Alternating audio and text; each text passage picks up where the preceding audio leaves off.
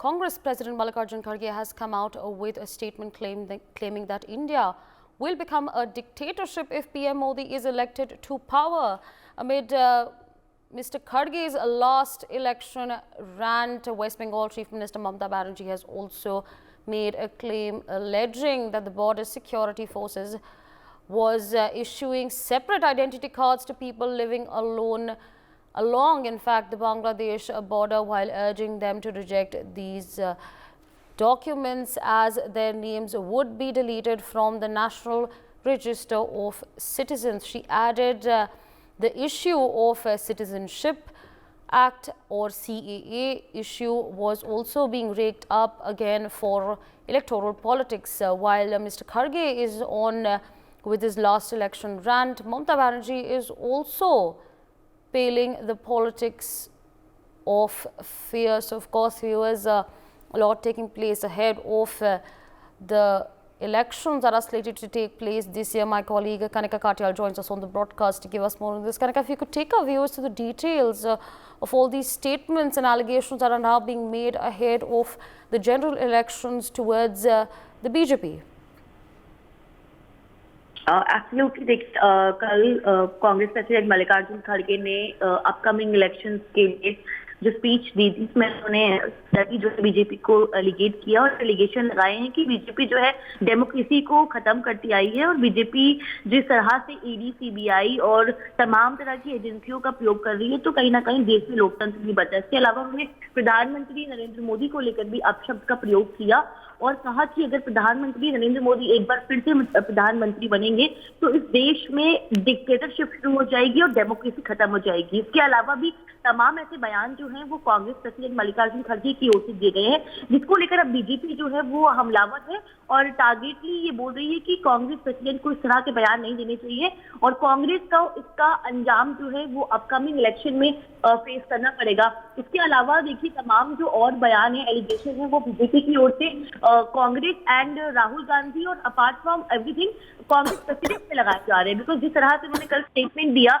प्रधानमंत्री के लिए, अब बीजेपी कह रही है कि प्रधानमंत्री के इस तरह के बयान कांग्रेस पार्टी को शोभा नहीं देते और पब्लिकली या फोरन पे आकर उनको माफी मांगनी चाहिए। तो कहीं ना कहीं अब देखिए लोकसभा के लिए जुबानी जंग जो है वो शुरू हो चुकी है, चाहे वो कांग्रेस पार्टी हो या बीजेपी, लगातार एक दूसरे पे हमलावर भी है। और इसके अलावा वेस्ट बंगाल की बात करें, ममता बनर्जी ने भी कल बीएसएफ को लेकर एक बड़ा स्टेटमेंट दिया है। तो कहीं ना कहीं जिस तरह से तमाम कर रही है, अब कांग्रेस और बीजेपी जो है जुबानी जंग में लगातार एक दूसरे को टारगेट करने की कोशिश कर रही है।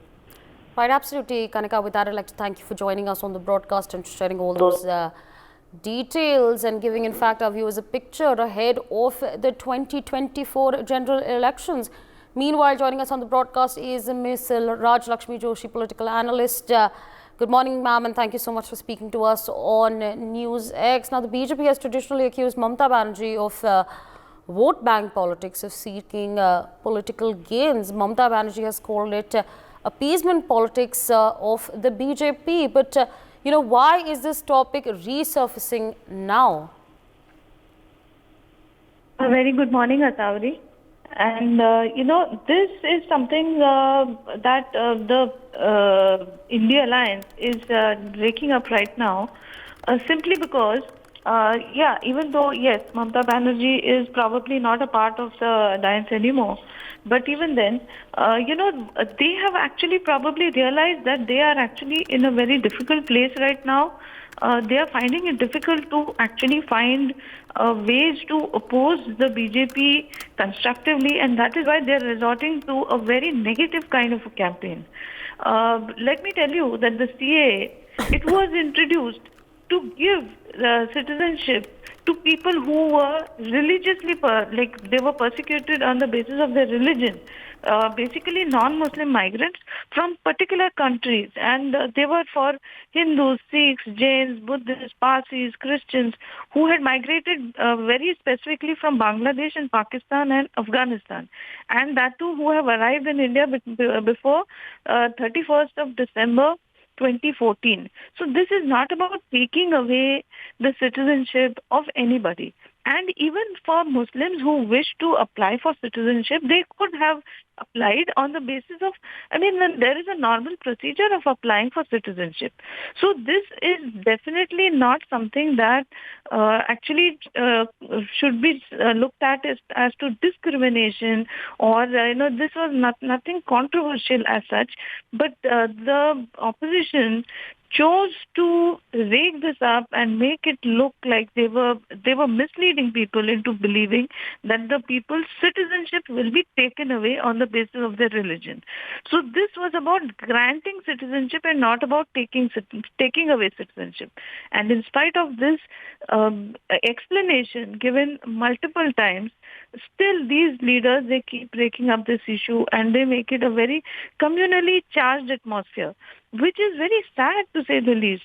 So this thing about how Mamata Banerjee has been talking about, she was the one who in the past has actually expressed concerns initially about the illegal immigrants coming in from Bangladesh and how they are causing law and order situations in her state.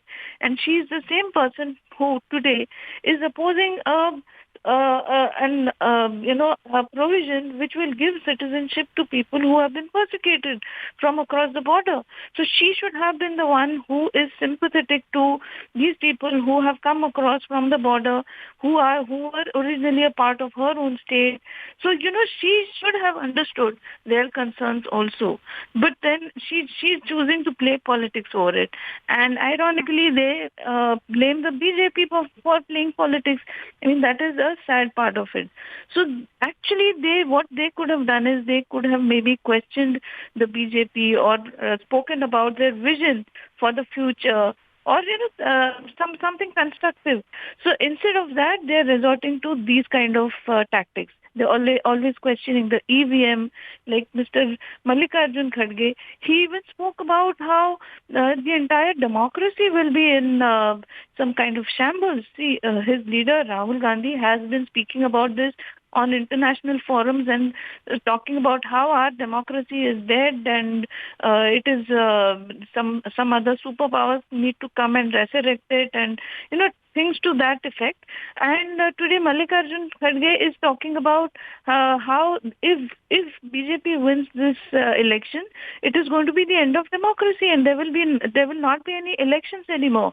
I think that is the most lowest way of appealing to citizens to vote for the Congress, because they know that in most of these major states where they are in a direct opposition with the BJP, where they are in a contest with the BJP, they are not really doing very well and they are not expecting a very high numbers. So they have already started blaming the EVM. And it is surprising that they are talking about all of this in spite of the fact that through these very same EVMs, they have won elections in a few states and they are the ones who are crying over these EVMs. So if the EVMs were faulty, then they wouldn't have won elections in any of the places. They wouldn't have won elections in even those few seats that they have won in the past. So, this is, I think it's a very baseless allegation, and I really wish that the opposition was much more constructive and a much more positive one, because definitely we need an opposition to keep questioning the ruling party, to keep questioning the government, and to make sure that everything is in place. So, there needs to be a proper debate on all the bills and all the acts. And instead of that, what we have seen is, even in Parliament, we have seen that the entire Parliament was held to ransom and there was no proper debate on most of these issues. Mm-hmm. So this, I think, is a very negative way in which the opposition is behaving. And right. I think that in fact, the Election Commission, I think, should take notice of this fact that the people are being misled, and this is something that actually could cause deep concern, unnecessary concern among most of the electorate. For more such videos, subscribe to the NewsX YouTube channel, hit the bell icon.